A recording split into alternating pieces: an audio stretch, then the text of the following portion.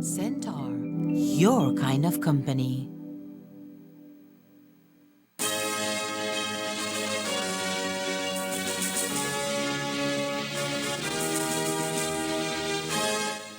Tonight on Ctv3 News, Prime Minister John Briceño weighs in on U.S. State Department's designation of former UDP Minister John Saldivar.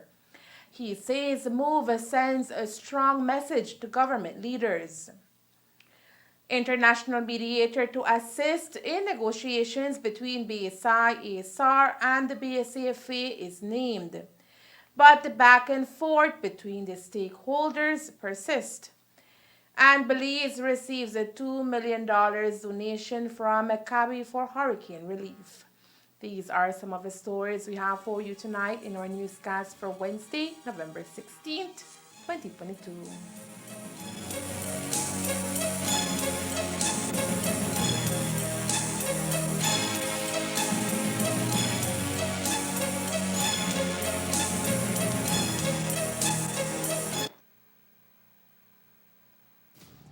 Ever since I was a kid, I dreamt of going to Mars.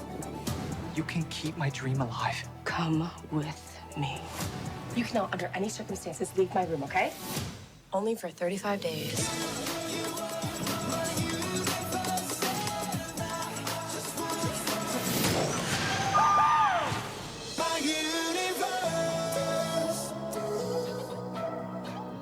Enjoy your favorite HBO original series and movies with Centaur, your kind of company. Es un hecho que tu crédito dura más con Smart. Durante estos tiempos, todos buscamos cómo minimizar nuestros gastos y ahorrar a lo máximo. Con Smart, lograr esto es fácil. Es un hecho que con Smart su crédito dura más. Puede llamar de Smart a Smart y de Smart a Digital sin discriminar al proveedor, usando su crédito promocional. Mientras que con el otro proveedor solo puede usar su crédito promocional para llamar a Digital. ¿Qué significa esto?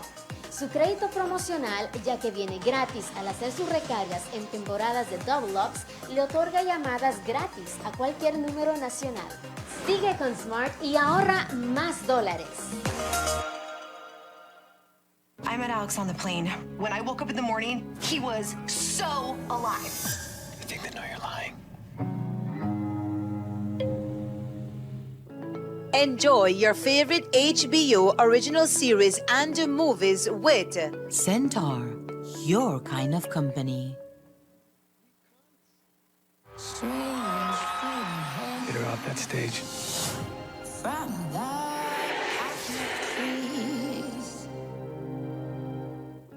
Enjoy your favorite HBO original series and movies with Centaur, your kind of company.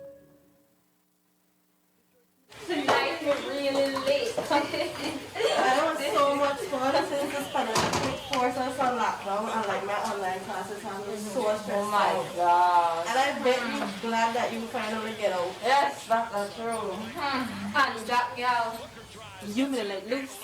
I never did expect that from you. Oh, Melanie. Well defended again by Beverly. Everyone, this is a nice ball. Defensively. George to drive and the finish. Posting up Marcus Morris. My gosh. Looked like Kobe hit him real hard. My gosh, Melanie. Now you the top. 4 minutes and 7 of their 9 points. You see why me? The married life. She can even enjoy her friends like in a peace. Mind your business. Someday you might find a great guy too. Exactly. Well, I still kind of have a crush party here, cousin. Oh, no, remember the one where I danced with at the wedding? Oh, yeah? Yes. Yeah, well, I would have go fall up down with you any day.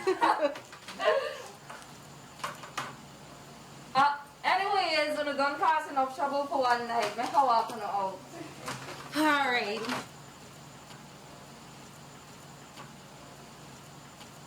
No, I believe I have to go to that place at 5 o'clock tomorrow. Bye. Bye.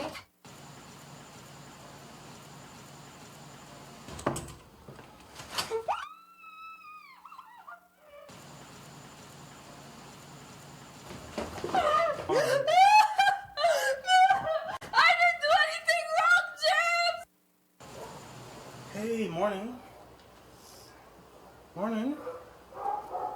Your friend Melanie bring this for you on the way to work? Take it. Check it. You have to be more appreciative. You got some nice friend.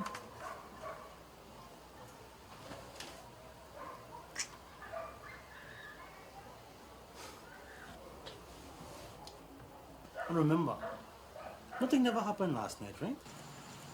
Right?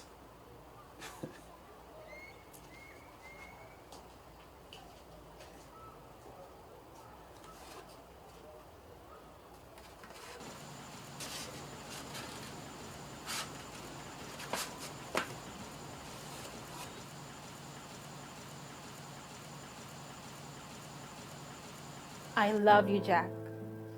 You have to do this for you. There's nothing to fear but fear itself. Your future self will thank you.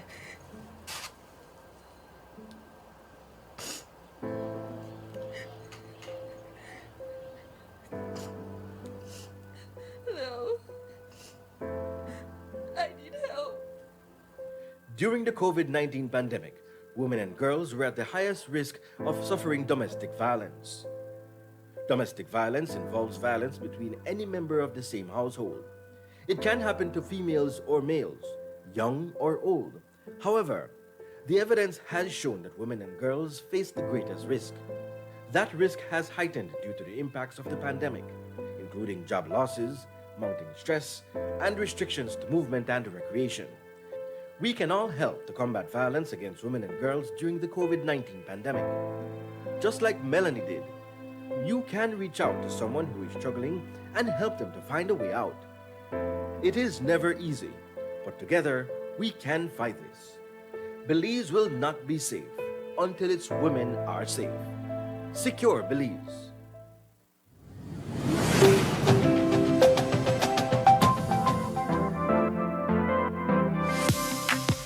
I'm always on the go, and the country is my home. So when I want to get away from it all, I immerse myself with my favorite movies, all from the new Smart Stream app. It's easy to use this service. Purchase your movies from the app and use your mobile data, Smart Stream data packages, or smart broadband to stream and enjoy. Be like me and stream on the go with Smart Stream.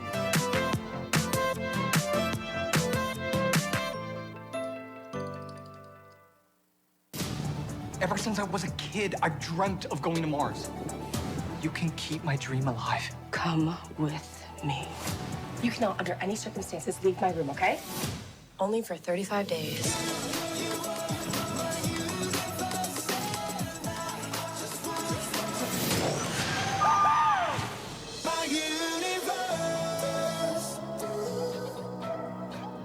Enjoy your favorite HBO original series and movies with Centaur, your kind of company.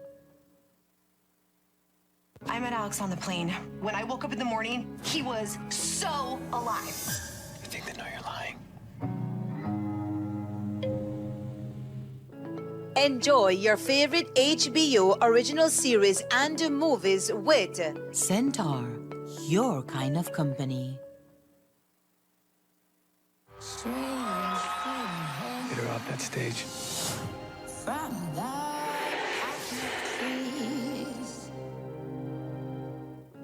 Enjoy your favorite HBO original series and movies with Centaur, your kind of company.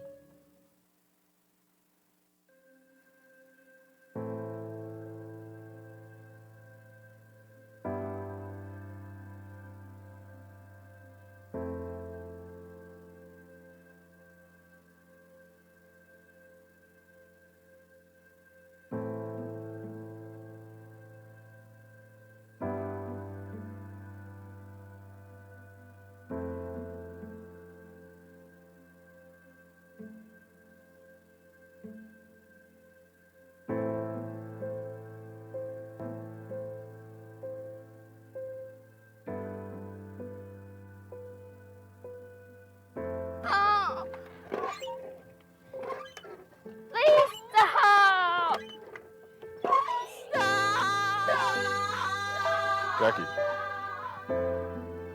let's go for ice cream. And remember, if your mom hear about this,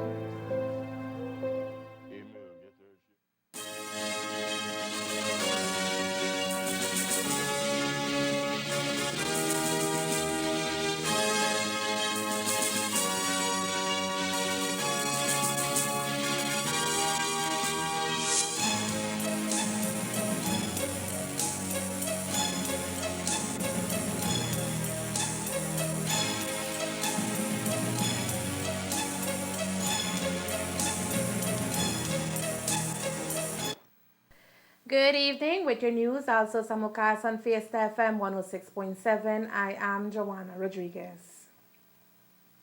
Former UDP Minister John Birchman Saldivar is no longer in good grace with the United States of America. In fact, he has been banned from setting foot on U.S. soil by the U.S. Department of State. The decision to place a designation on Saldivar was due to his involvement in significant corruption, specifically for accepting bribes, 2, for the improper acquisition of Belizean immigration documents, and interfering in public processes for his personal benefit during his tenure as a government official, and 3, for misusing a U.S. donated Coast Guard boat for his personal gain. According to State Department statement from spokesperson Ned Price, acts of corruption such as these undermine Belize's institutions, processes, and public faith in governance.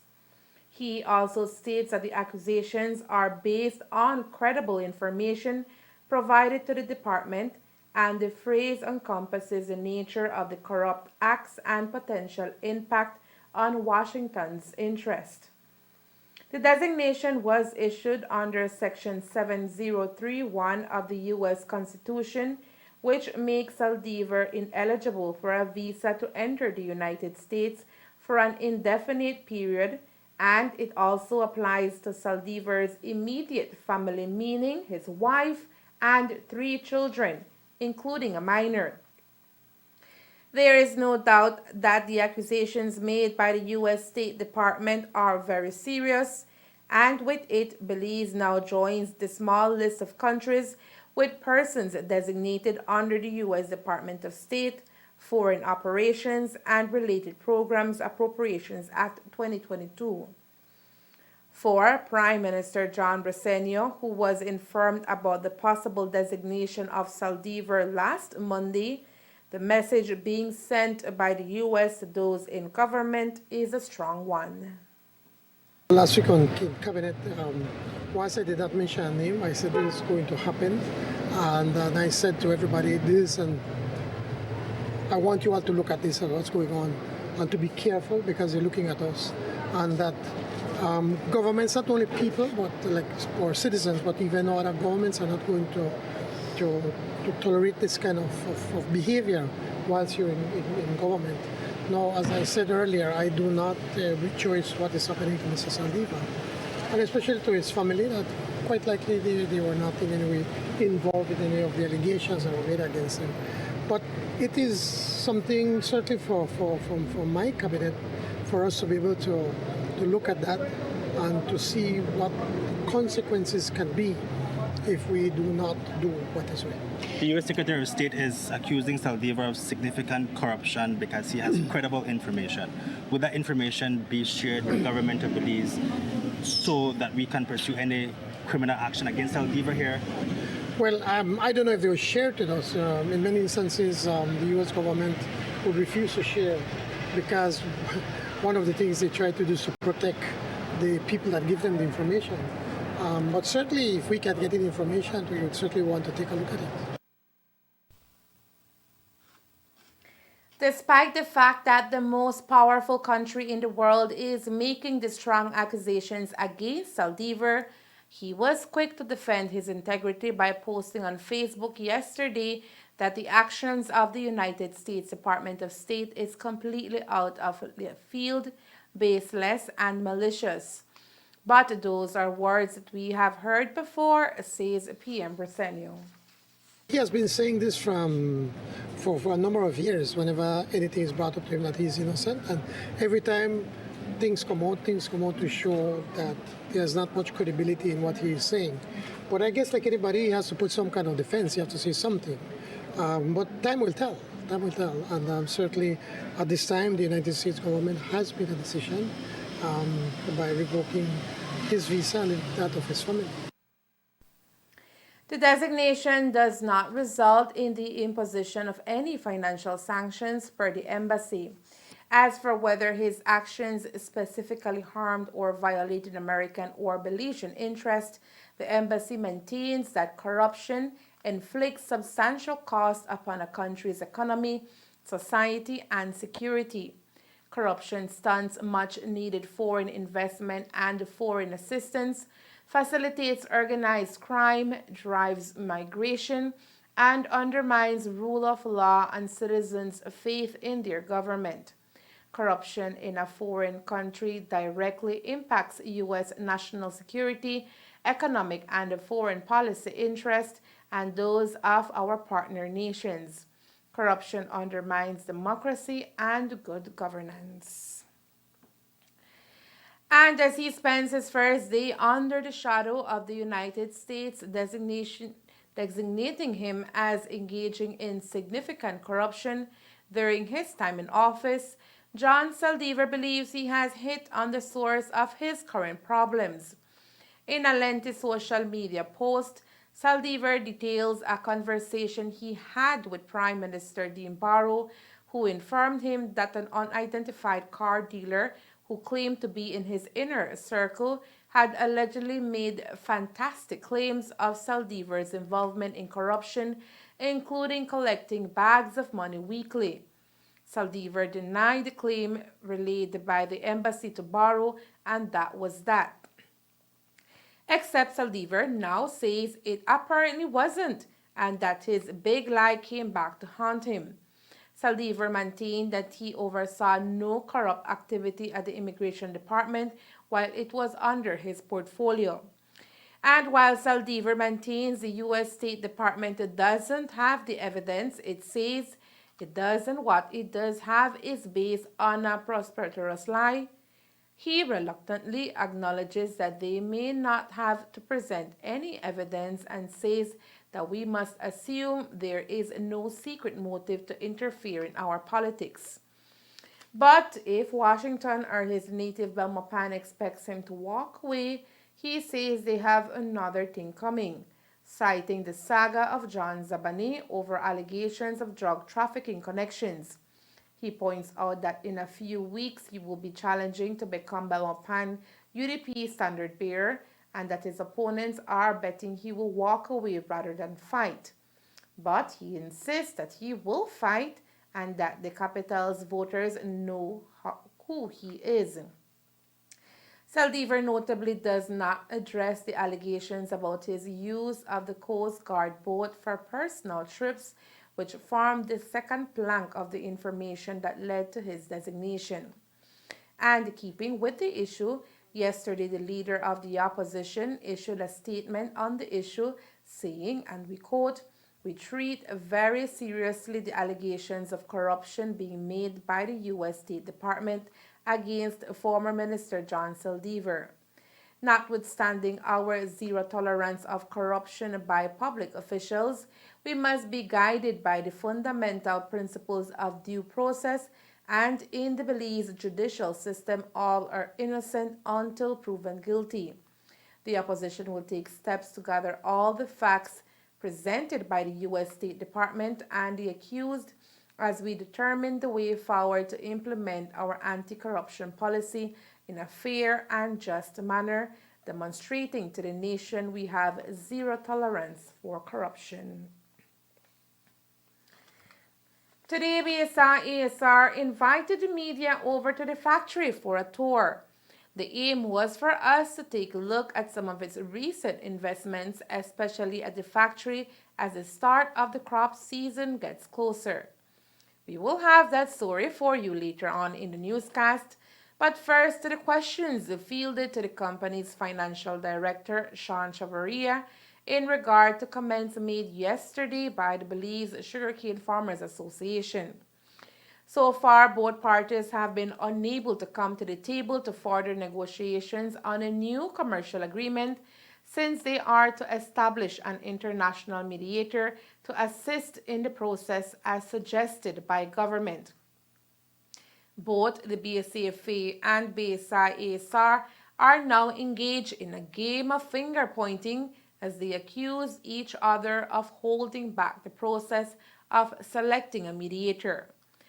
Today, BSI-ASR's financial director, Sean Chavarria, clarified that while a mediator has been identified and both entities agreed to him being hired for the job, the BSCFA is yet to write an official letter to the company confirming their agreement. There is a name that has been proposed which we have agreed to.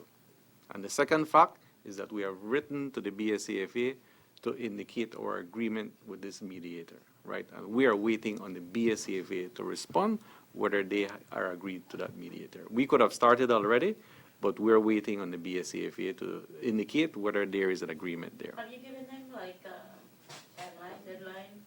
No, we've stated, look, we are prepared to start at the earliest opportunity of not only their schedules, the mediator as well, but we've also written and stated that. So really, I'm not sure what else the BSCFA is waiting on, right? But we've indicated our agreement to a mediator and our willingness to start at the earliest. When you say we have agreed on a BSI, yes. There's a name. they propose any mediators? No, they haven't proposed any names as yet. No. Who came up with this mediator? Well, there was a discussion in terms of a suitable person, right? And there was a proposal that was made. We understand that that proposal was made to the BSCFA as well, and that was what.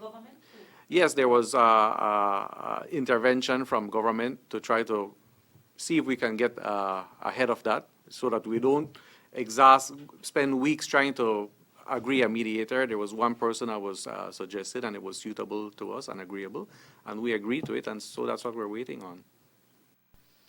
As mentioned by Chavarria, the mediator was recommended by the government to speed up the process. Today, Prime Minister John Briceño confirmed Chavarria's comments and also reiterated that both stakeholders must resolve their issue on their own. We can't, in a way, because these are two private entities. We can't pass legislation to say, well, BSI, you have to pay more, because if we do that, then they're going to take us to court and we're going to lose the case. So it is a matter of trying to find a common ground. That is why since in August, I recommended for mediation. At that time, BSI was not prepared. Now BSI said yes. Now they're trying to find names. I gave a name. BSI accepted the name, but now the cane farmers are saying, well, we don't want to accept that name because BSI never gave it a name. It's just endless games that both sides are playing, and it's unfortunately a lot of innocent people are going to get hurt. A lot of cane farmers are going to get hurt because they would not be able to deliver their cane.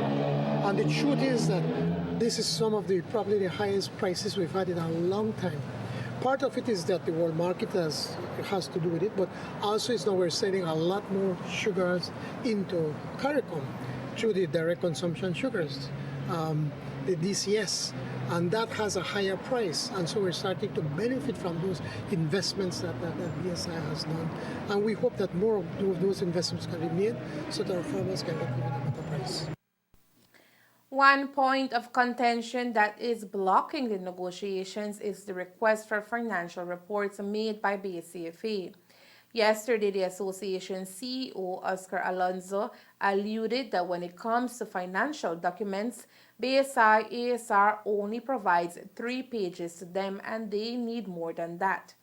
Today, Chavarria told the media, however, that the association receives enough information to verify what is spent and what they are getting paid. What is provided to all the cane farmer associations is what is called an audit of the net trip value. So or an independent auditor provides an opinion letter that they have reviewed all the information that determines the net trip value statement. That is a one-page document that lists what are all the sugar we produced, for which markets, what was the revenue derived for each market, and then what were the shipping expenses for each of those markets. And so the auditor validates that the information that is presented there is true, is accurate, and therefore is resulting in the value that should be paid to farmers for a respective crop. So the farmers also get contracts for all the sale of the export sugar and molasses. They get all the production records for the crop. In fact, they get that daily during the duration of the crop. So there is sufficient information that is provided to the cane farmer associations to validate the accuracy of not only the net trip value statement, but also that they are getting the correct payment for that respective crop. But according to them, other statements that they've asked for the provision of other statements, and they've tried to, I guess, access these at the company's registry, and they've not been able to do so. You're saying things like bills of lading, Yes. Receipts for services rendered. They want to review for themselves whether the procurement procedures allowed for the best price to be given for the value they have to spend. Well, look, the farmers, the association, as I mentioned, get these statements, right? These statements are audited. And so what we rely on is that the auditors have done their due diligence in reviewing all the revenues and all the costs associated with that. And that right is also being provided to them. And so the matter of the registry, really, I'm not sure what BSCFA is trying to portray, because we do our annual returns, right? I think what they are saying is that we have not published our director's report that we used to do. But that that has no bearing on how farmers are paid, because farmers are paid based on the net trip value of from the sale of sugar and molasses, which is the revenue less the shipping expenses. Our 35% on how we spend that is then, within the confines of our operations, right? But in terms of what we need to report to the farmers, we do everything that we need to do that's in the commercial agreement. At a special general meeting held by the BSCFA on October 30th, members of the 18 branches approved the 5 resolutions that deal with the current negotiations of a new commercial agreement. One of those mandates seeks for government to stipulate that a crop cannot commence until the 4 associations have a signed contract with BSI ASR. In that context, government is yet to look at the recommendation. That has just been brought to my attention, and they can make recommendations, and it's for us now to decide what we'll do. The important thing is that we need to get the crop going. We have not only BSCFA, but other 3 other associations that have already signed contracts with BSI, and who knows, what if we decide we're not going to open until BSCFA gets an agreement? And then what if then the other association then decides to sue the government to say, well, no, you are preventing me from earning a living. So we have to find the best balance to be able to get this going. We need to find a way how we can keep the negotiations going. And at the same time, I believe, allowing all farmers to be able to deliver whilst the BSCFA continues their never-ending negotiations. Will the government intervene? The Central American Bank for Economic Integration granted the government of Belize emergency and natural disaster assistance of up to $1 million to address the damage caused by Hurricane Lisa. The funds may be used for the purchase of food, medicines, specialized medical care, materials required for shelters and recovery or repair of infrastructure, among other necessary equipment, and supplies that contribute to disaster relief and response capabilities. With Lisa causing damages of more than $60 million, the assistance could not have come at a better time, says Prime Minister John Briceño. The Fisher folks are just bringing in their stuff, working with the schools, the hospitals. It's going to be tough, but we're doing everything possible to be able to get people back on their feet and also to get people back to work, because that's what's important. Once people could work, they could look after themselves. The issue of housing is a major problem that we have to address, and that we're going to do everything possible to be able to see what we can do.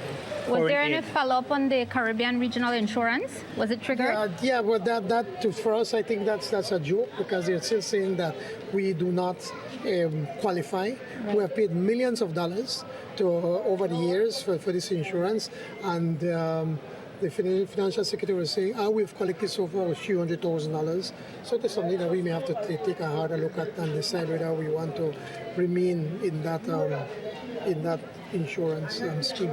Foreign aid, how much money have we received from other banks? I don't have a number, but yesterday, and I want to publicly thank CABE, the Caribbean Economic Integration Bank from Central America.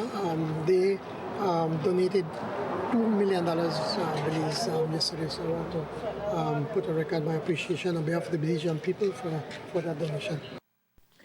Since 2006, Haibe has supported various actions in favor of the economic and social development of its non-founding regional partner. In the 2020-2021 period, Haibe granted 3 emergency grants for $2 million to address the emergency caused by the COVID-19 pandemic and the damage caused by Hurricane Eta. Coming up next, the BSI-ESR boasts of new improvements at the factory just in time for the new crop season. Stay tuned.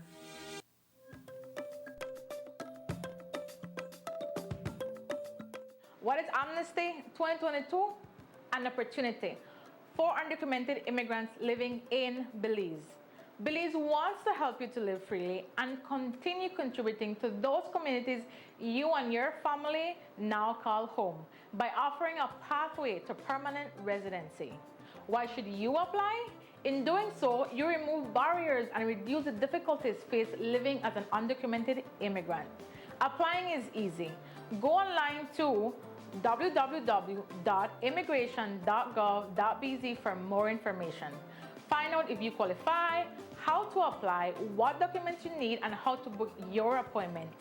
Be prepared.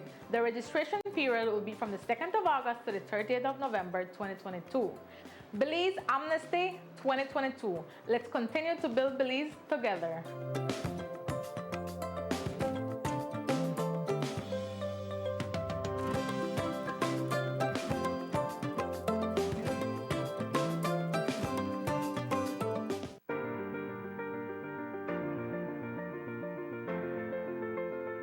LG dual inverter compressor cools air faster by operating at speeds as high as 120 Hz with more stability compared to conventional models.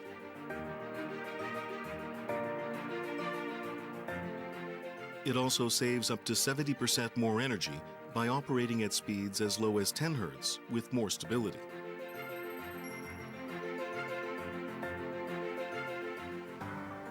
It reduces torque vibration down to 40% for quiet outdoor unit operation. Stable operation with low vibrations also results in increased durability.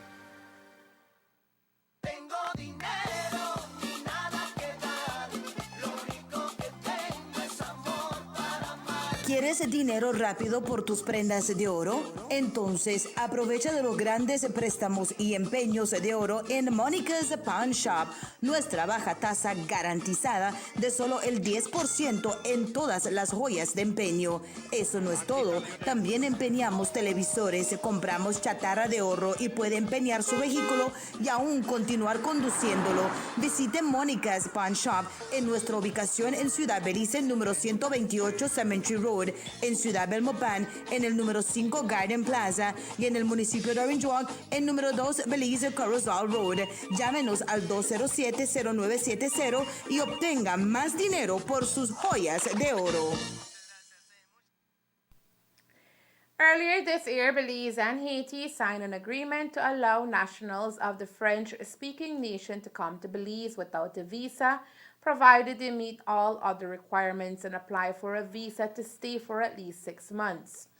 But amid continuing concerns about trafficking in persons and efforts by nationals of other countries in turmoil in the region to migrate to the United States in particular, authorities' eyes and ears are finely tuned to look for suspicious activity among airline passengers, and as recently as November 13th, a group of Haitian nationals who arrived in Belize from El Salvador via Tropic Air could face deportation following an investigation.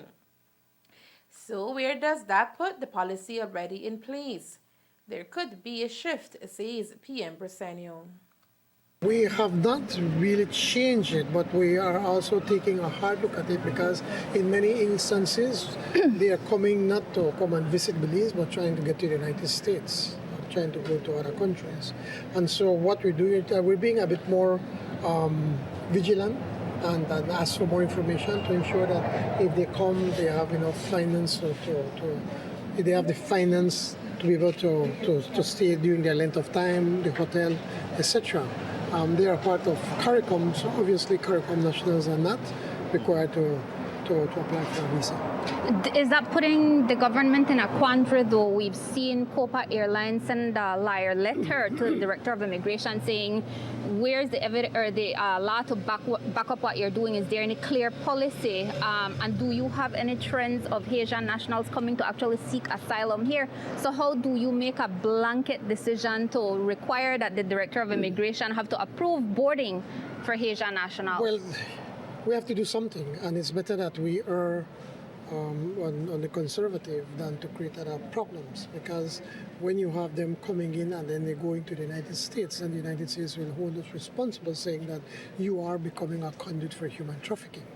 And it is very important for us not to be labeled as a country that facilitates human trafficking. To us, that is of utmost importance because it could create so many other problems for us as a country.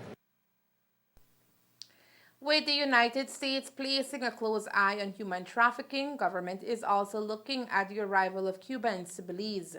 In the month of October, it was expected that Belize and Cuba would have held bilateral talks to discuss the flow of Cuban immigrants coming to Belize. We understand the Ministry of Foreign Affairs, Foreign Trade and Immigration has been collecting and analyzing data which shows that among the many migrant populations either coming to Belize in transit to the United States or coming to stay seeking a better life, Cubans are among the most concerning. What we're looking at is the issue is that for a Cuban to come into Belize, they have to have their visas. Many instances, the Cubans that are caught here in Belize are the ones that are coming through Guatemala, through the border illegally. So, I mean, obviously, we have to deal with them, not only Cubans, with anybody that enters the country without their visa. So we're very much in need of a detention center for people who keep committing these kinds of offenses, but Minister Courtney has said that the international community is against that type of a detention center. So what should we do with them? Do we continue putting them at Colby? What's the solution? Well, it starts with the airlines. That the airlines have to ensure that the people that are getting on the plane have the proper documents, that they have a visa, for instance, to be able to enter. I know the Haiti is a little bit more trickier, but they need to have, for instance, if a Cuban wants to come in, or Venezuelan, or Costa Rica, and any country, they need to have a visa to be able to come into the visa. That's the first thing the airline needs to do. And the issue of detention centers, from what we have seen, how the U.S. behaved when, especially during the Trump era, the amount of immigrants trying to enter the United States, and it was almost in inhumane conditions. Now, I think most of the world now is throwing at detention centers. So we have to find a more humane way on how to deal with this. Many of these people are desperate, and we need to understand them. And we need to understand what they're going through. But at the same time, as a country, we have to abide by the laws. In April, 16 Cubans were caught trying to sneak through Belize in transit to the U.S. In September, Cubans trying to sail to the U.S. from Honduras got shipwrecked and ended up floating into Belizean waters.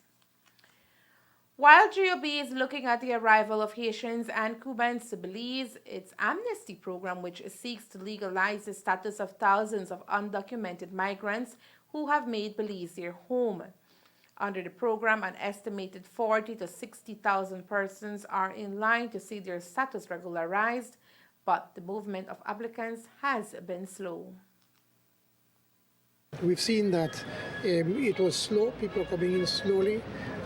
One of the concerns, it seems that a lot of these immigrants, many of them believe that it's a trick, that we want to trick them to come in so we could arrest them and kick them out.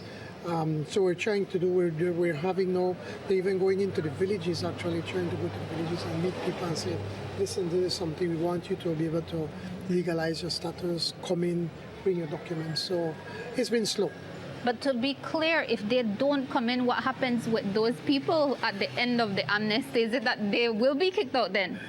Well, that's something that we will have to think about later. But what I can tell you for sure is that we cannot continue with this open door immigration policy where people come in illegally and stay, or they come with a visa and then overstay. We have to change the laws. We have to remove it from the political directorate, because in many instances, people come and they have already families that are already citizens, and so that voter would call their area representative, help me here, and so the rep will be forced to try to find how it could assist. We have to find a way we could remove it from the political directorate, that you can't call, that would be illegal to call. So if you're here illegal, you have to leave. Despite that, it remains at odds with the largest cane producing association over the signing of a new commercial agreement. BSI-ASR is preparing for the next crop season, scheduled to kick off the third week in December. Today, the media was invited to tour the factory to look at some of the company's new investments in preparation of the upcoming crop. Elmer Cornejo reports. Today, the media landed at the grounds of BSI-ASR in Tower Hill Orange Walk as invitees to witness the newly added pieces of equipment the mill will be utilizing at the start of the sugarcane crop season that is tentatively scheduled to open up on December 19, 2022. Representatives of the media suited up in protective gears and were oriented of the basics in safety measures, and then the tour began. Our tour guide, Norberto Leiva, is the production superintendent at the company. He explained that every year, while the crop is not on, workers dismantle equipment used during milling in order to be at par with adequate working conditions. What is being done here is getting equipments being serviced and being prepared for placing back in their train, in the milling train. That's generally what we are having here. Okay, so tell us about that piece of equipment that we see the gentleman grinding, and you see a lot of sparks coming off. Okay, what he's doing there, he's preparing a roller for the mill. What he's doing is removing old welding on it, so that then they will place new welding on it for gravity on the roller itself. And what does that do? What it do is it helps the mill to extract most of the cane juice from the cane. How does it work? Just a little brief description of how it works. Well, what is happening that when these rollers, while turning in the mill, it's turning against another roller, and the cane that is passing through is being squeezed out. It would take roughly more or less about 3 months to prepare all the rollers that need to be repaired. Okay. Here at our next stop, we learned more about this spot that contains a strong magnet. Its inclusion in the milling process is deemed imperative to produce quality sugar. The purpose is to prevent the contamination of material in the process stream for the manufacture of direct consumption sugar with metal. Apart from metals, are there any other impurities that could be detected in these machinery? What we would have also, we have installed on this feed lines to the centrifugals. We have what we mesh screens. And the reason for that is also to remove any metal through the screen or any hard lumps of sugar, which can also be a part of contamination. As the tour continued, the importance of commissioning steel parts became clearer as the company works towards remaining as the only sugar-producing mill in northern Belize. We are in the centrifugal floor, and this is part of the expansion for for the production of direct consumption sugar, right? What this does is centrifugal. It's separation of sugar crystals from the mother liquor, what we call molasses, right? And what we have here are these centrifugals the components are all of stainless steel, serving the same purpose to prevent contamination with metal. The changes at the factory have been carried out gradually into expansion phases so that its functions can be supervised for accuracy. According to Leva, this part has connecting tubes and it allows to filter out unwanted materials. At this site we have what we call the syrup heaters, which is an expansion that we did for the treatment and reheating of treated material for the production of direct consumption sugar. Explain how this equipment works. What happens there that it's just a heat exchanger it is made of numerous stainless steel tubes through which the flow of raw material passes through, and on the other side you have steam that passes through. So it's just an exchange of heat. What we are doing there is, because of the viscosity of the material that is being treated, we need to reheat it before it goes through the process of clarification. As the tour came closer to the end, we were shown how the substantial difference in equipment looks like and why it is of utmost importance for the mill. The third floor of the boiling house, and in this area we have many of the equipments that were installed for the production of direct consumption sugar. We have receivers, we have storage tanks, we have conveying system, and we also have syrup clarifiers. All of those made up of stainless steel? All of these are made up of stainless steel. We are in the fourth floor of the boiling house, and to my right and behind me we have the various equipments that were installed for the production of direct consumption sugar. Right? We have grain receivers, we have vacuum pans where the crystallization process takes place, which is the conversion of sucrose in liquid form to crystal form. Okay. To my left, we have some of the old vacuum pans, but they are still part of the direct consumption process stream, where we continue to do improvements in some of the components of this old system, right? For example, we have here metal traps installed in all the vacuum pans, and these metal traps are located or installed in the process stream that feeds these vacuum pans. The reason for that is to try and capture as much metal that may come with the material. What we do here is normally the raw sugar is crystallized in the old vacuum pans to the left, and the ones to the right we will mostly concentrate in the crystallization process of direct consumption sugar, be it plantation white or Demerara sugars. The entire process of producing sugar must be carried out without error so that the end product can be of quality, but most importantly, it signifies certification for the company. What we have here is the packaging plant. Once the sugar is conditioned for approximately 3 to 4 hours, then it is conveyed to the packaging area, where we can package from 1 ton to my right, which is to my right, and then we have 3 packaging areas for packaging plants for packaging of 50 kg, 25 kg, and we also have a line where we will start the packaging of 1, 2, and 5 kilograms. From here, it is conveyed through an overhead conveyor to the warehouses. So sorry. What is the average time for packaging, sir, in terms of one specific quantity? We would normally do close to about 300 tons of 1 ton sugar if we are only packaging 1 ton. Right? Overall, combined, both for 25 kg or 50 and 100 tons. I would say it's around 400 to 450 tons. What we have in the whole packaging system here in the flow stream, for both the 1 ton, we have metal detectors before it is packaged.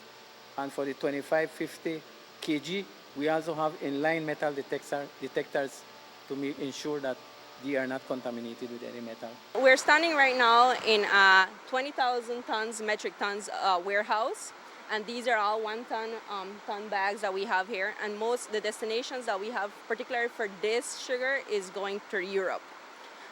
We also have another warehouse which is 35,000 metric tons, and most of our market there is the CARICOM and the local market as well.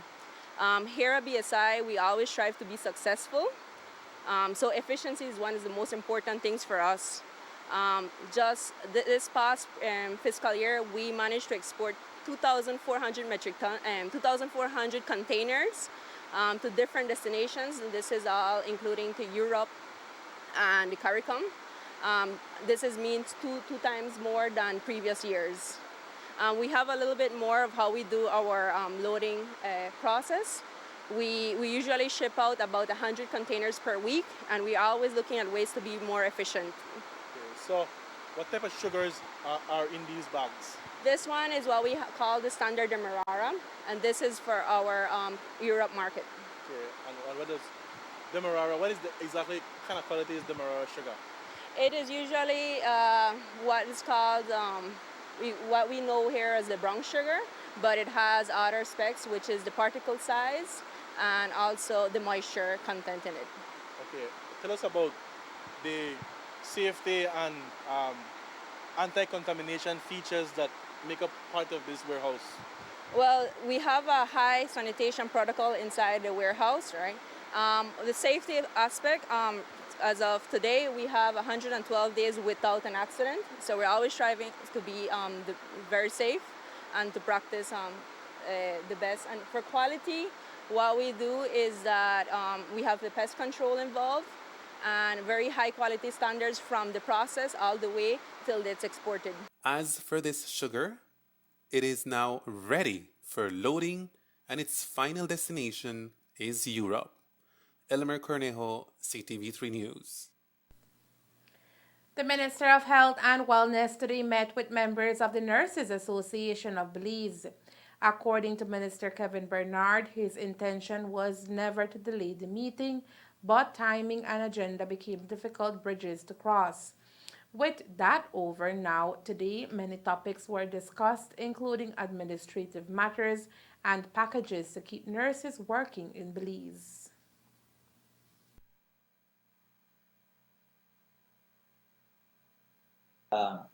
Unless there's a real pandemic that as was the case in early the past 2 years. So these are issues that worry us. There were some administrative matters that was also raised today. I think that on the issue of the compendium of allowances, which we had written to the public service, our recommendations back in September of this year, we explained to them as well. Because one of the issues, and let me separate two things though. I want to ensure that we get this clear. The detailed meeting for today had nothing to do with a letter that was signed by one or not. I don't know if it was even signed, as I have not received an official hard copy letter that was posted on social media with the 3 letterhead of the different groups that call the coalition. It was obvious that one individual has been acting unilaterally on his own. They made that absolutely clear that is not the purview of the Nursing Association of Belize, and their sole issue that they had and they want to address was the issue of the shortages, which create frustrations to our nurses, which at the same time we understand the staffing gaps. We understand, and we also were able to highlight to the Nursing Association of Belize the fact that out of the 101 posts that we created this year, in this fiscal year, 96 of those has been filled. Now, we cannot control the fact and the reality that on a daily basis, we are losing some of our nurses to go abroad, better incentives. So those are things that we are working. And one of the recommendations that we made to the ministry is to really seriously look at how we are going to ensure that we can retain our nurses. So that includes looking at reviewing their salary packages, the compendium of allowances, making sure that that we can look at whether that how we can get additional support to the nurses through an allowance, which we call we were saying recommendations, and this is just recommendation that we are saying to the public servants that we need to, at least in order to retain our nurses, we need to say that, okay, 10% of your salary will be also paid to you as a commission. And so there are other things that we have put out in terms of that discussion. Another point that was discussed was the issue of transfers. When a patient has to be transferred from one facility to the next, and the standardization of that process, all of these things are in discussion already. So we felt it was a very, very fruitful discussion we had today. I think we all left that room today with the same focus, with the same vision, and that the fact that we will continue to dialogue. As I said to the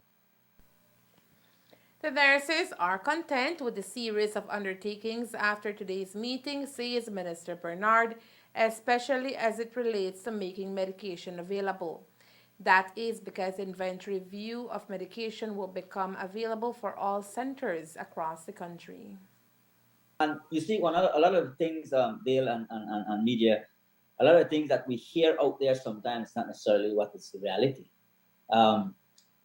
And one point I would want to put out, what we did not realize was that nurses are saying that they did not have access to see what medication is available or pharmaceutical is available outside of their own region.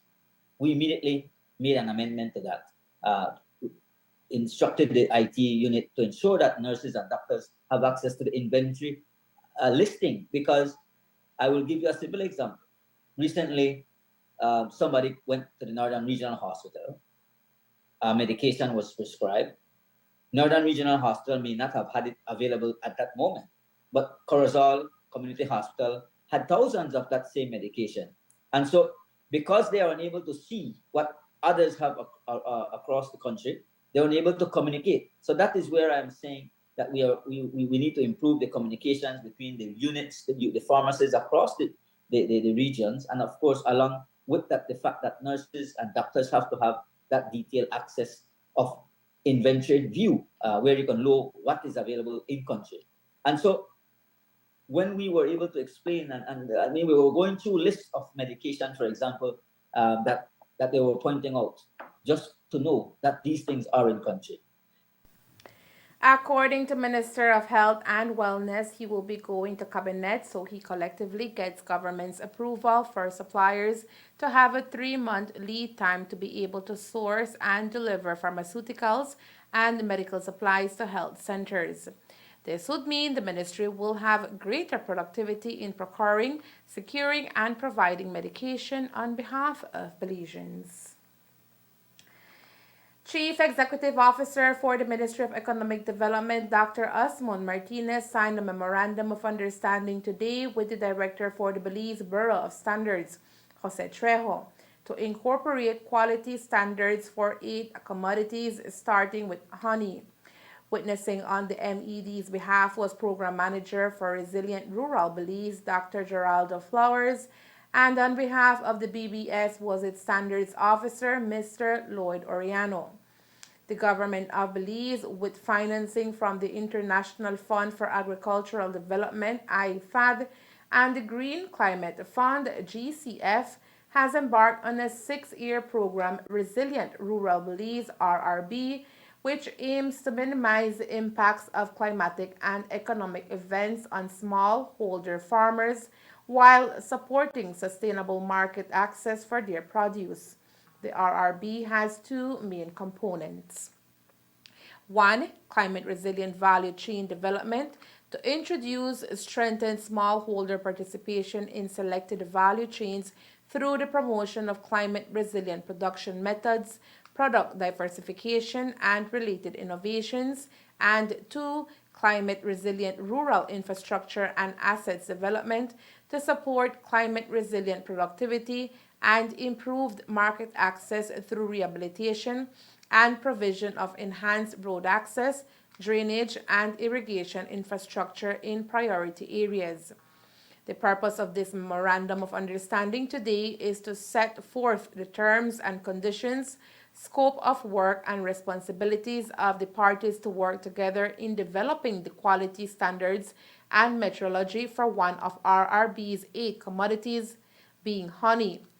Data will be collected to use as benchmarks on how the honey value chain from production to consumers can be standardized in Belize to ensure quality. Honey will be the pilot commodity for the other 7 produce. CEO Martinez mentioned that with the implementation of this MOU, both the MED and BBS agrees to carry out the following activities. Conduct a standardization process for one of the 8 commodities approved by the RRB project. Conduct capacity building sensitization workshops for key stakeholders and farmers on standards. Apply the Kalindane application process in data gathering and development of standards which systematically and sustainably support the improvement of the national quality infrastructure in Belize, and conduct SWOT analysis of the BBS. On November 15, 2022, Prime Minister and Minister of Finance, Economic Development and Investment, John Briceño, handed over new vehicles to the Belize Police Department, BPD, and computer equipment to the Belize Defense Force, BDF.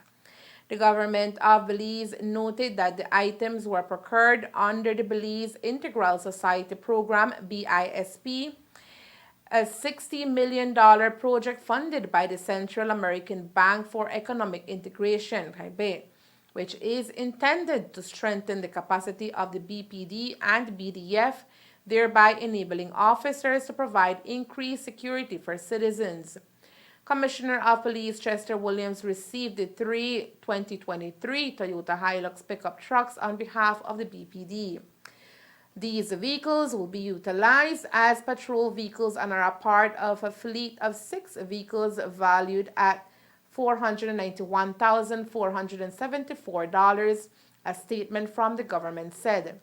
The BDF received computers and other office equipment valued at $315,328.16. Minister of National Defense and Border Security Florencia Marin Jr. received the donation on behalf of the BDF. These items form part of the BPD's total allocation of $18,439,674.70 and the BDF's total allocation of $13 million under the BISP, it added.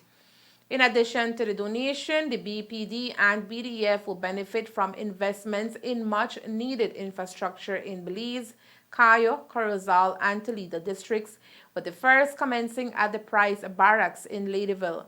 The government says that on Wednesday, a team led by Kirsten Morales, project executive at Caibe, received in Belize to conduct a verification site visit at the barracks, which forms part of the facilitation process to fast-track the construction of a kitchen and dormitories as a result of the destruction caused by Hurricane Lisa on November 2nd. Both infrastructural activities were already programmed under the BISP. However, given the recent hurricane, it is imperative that construction commences as early as possible.